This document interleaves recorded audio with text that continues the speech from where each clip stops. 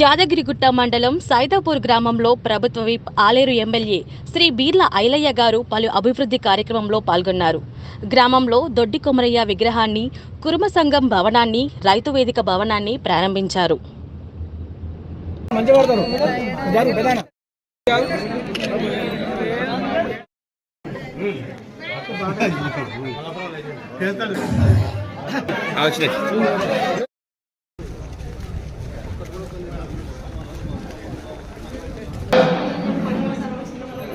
Irrigation లో ఎంతో subsidy ఉంటే వాటిని రైతులు వాడుకోవాలి.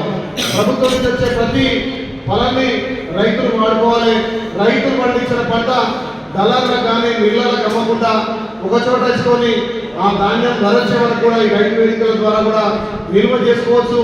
రైతు వేదికల్లో మనం స్టార్ట్ చేసే అవకాశం కూడా ప్రభుత్వాలు కల్పించాయి. కాబట్టి అలాంటి మెలకువలతోటి పండించిన ధాన్యాన్ని కూడా సరైన ధరకు అమ్ముకునే విధంగా అదే ఐకేపీ ద్వారా కానీ మహిళా సంఘాల ద్వారా ధాన్యం అమ్మితే అక్కడ దుబారా ఖర్చు కానీ కమిషన్లు ఉన్నాయి. కాబట్టి ప్రభుత్వ సూచన సలహాలు ఇక్కడ వ్యవసాయ అధికారులు ఇచ్చే ఆలోచనలన్నీ కూడా మీరు చేసుకొని ఇంకా రైతు అభివృద్ధి కావాలి.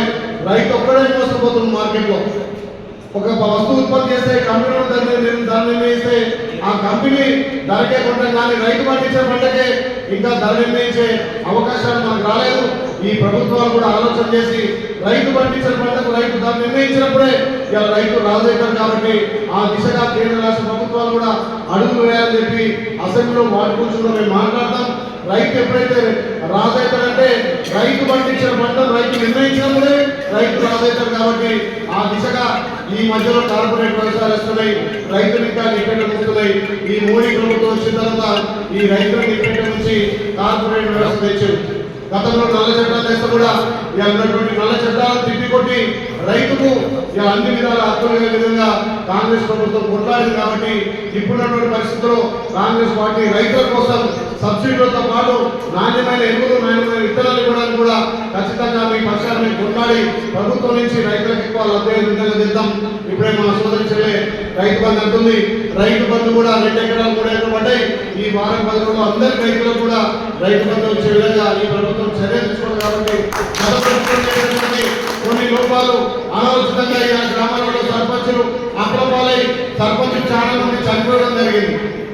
ఇవన్నీ సెంట్రల్ నుంచి వచ్చే నిధులను ఈ రాష్ట్ర ప్రభుత్వాలు వాడుకొని ఇలా ఏ గ్రామం పైన సర్పంచ్ నాకు అలా 50% వచ్చింది అంటున్నారు. మరి సైదాపురంలో కూడా మన సర్పంచ్ గారికి ఇంకా 10 లక్షలు రావాలని అంటున్నారు. వంగపల్లిలో మా మిత్రులు సర్పంచ్ గారు గ్రామం కంటే కూడా మాకు రావాలంటున్నారు. అంటే ప్రభుత్వాల ఆలోచన కూడా ఈ రైతుల పక్షాల ఆలోచన తక్కువ చేసింది. కాబట్టి ఆ విధంగా కాకుండా ఇప్పుడు సర్పంచులకు వచ్చే బిల్లులు కానీ ఇక్కడ గ్రామాలలో రైతుల పక్షాలు ఉన్న పెండింగ్ ఉన్న రైతు బంధు ఉన్న రైతులకు అన్ని విధాలా రైతు భరోసా కూడా మన గౌరవ ముఖ్యమంత్రి రేవంత్ రెడ్డి గారు మొన్నే ప్రకటించారు. కాబట్టి రైతు బంధుతో పాటు రైతు భరోసా, రైతుల సబ్సిడీ, నాణ్యమైన విత్తనాలు, నాణ్యమైన ఎరువులు, మీకు పంట పండించిన తర్వాత నాణ్యమైన ధరతో పాటు ప్రభుత్వమే కొనుగోలు చేసి నేరుగా మీ అకౌంట్లో డబ్బులు వేసే విధంగా ఈ ప్రభుత్వం చర్యలు తీసుకుంటుంది. కాబట్టి ఒక సదుద్దేశంతో రైతు వేదికలను మీ రైతులంతా వాడుకోవాలి. ఎక్కడో ఓటాల కాదు, ఎక్కడో కూర్చొని మాట్లాడు కాదు, వారానికి ఒకసారి అందరూ కూర్చొని ఈ గ్రామ సమస్య కానీ రైతు సమస్య కానీ నువ్వేం పంటేసినావు, నేనేం పంటేసినా, నువ్వే ఎరువులు వాడుతున్నావు, నేనేం వాడాలని ఒక గుండు కొడితే ఆలోచనలు 10 మందికి 10 నీళ్ళు వస్తాయి. కాబట్టి ఆ రకంగా వ్యవసాయాన్ని ముందుకు తీసుకోవాలి. ఆ వ్యవసాయాన్ని ముందుకు తీసుకోవాలంటే రైతులకు వచ్చేటప్పుడు అవకాశం ఉంది.